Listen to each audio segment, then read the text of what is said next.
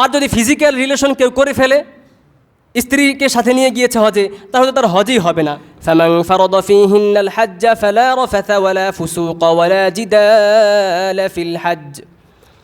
যেই ব্যক্তির উপরে এই মাসের মধ্যে হজ ফরজ হয়ে যাবে, যার সামর্থ্য থাকবে তার উপরে হজ ফরজ হয়ে যাবে, আল্লাহ তাআলা বলতেছেন ওই ব্যক্তির জন্য এটা জায়েজ হবে না।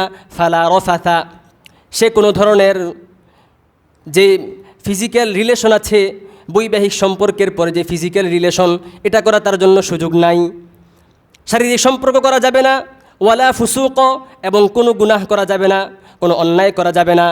ওয়ালা জিদালা, এবং কোনো ধরনের ঝগড়া বিবাদ তর্কের মধ্যে জড়ানো যাবে না।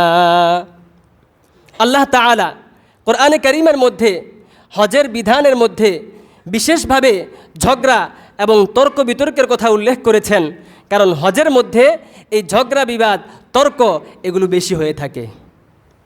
বিশেষ করে মুআল্লিমদের সঙ্গে, মুআল্লিমরা এক কথা বলে নিয়ে যায়, সেখানে গিয়ে আরেক রকম অবস্থা, আরেক রকম পরিবেশ হয়। ভালো ভালো সুযোগ সুবিধা দেওয়ার কথা বলে, সেখানে গিয়ে হাজী সাহেবরা কষ্ট পায়। তখন কি হয়ে যায়, ওই মুআল্লিমদের সঙ্গে তর্ক শুরু হয়ে যায়, ঝগড়া বিবাদ শুরু হয়ে যায়, মারামারি পর্যন্ত হয়ে যায়। সম্মানিত হাজিরিন, এজন্য আল্লাহ তাআলা কোরআনে কারীমের মধ্যে বলেছেন ওয়ালা জিদালা ফিল হজ্জ, হজের মধ্যে কোনো ধরনের তর্ক বিতর্ক ঝগড়া বিবাদে জড়ানো যাবে না। যদি কেউ হজের মধ্যে তর্ক বিতর্ক ঝগড়া বিবাদে জড়ায়া যায়, তাহলে ওই ব্যক্তির হজ তার জন্য কার্যকর হবে না। কার্যকর হবে না মানে তার উপরে হজের বিধান যেটা ছিল, ঝগড়া বিবাদের কারণে ওই বিধানটা আদায় হয়ে যাবে, কিন্তু ঝগড়া বিবাদের কারণে তার যে ফায়দা ছিল, তার যেই ফজিলত সে অর্জন করার কথা ছিল, সেই ফজিলত সে অর্জন করতে পারবে না। আর যদি ফিজিক্যাল রিলেশন কেউ করে ফেলে, স্ত্রীকে সাথে নিয়ে গিয়েছে হজে, তাহলে তার হজই হবে না।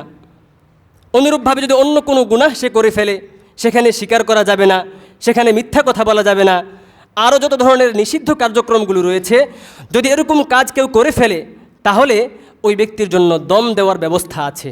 অর্থাৎ তার এই অপরাধের জন্য, অন্যায়ের জন্য সে সেখানে আরেকটা কোরবানি দিয়ে দিবে।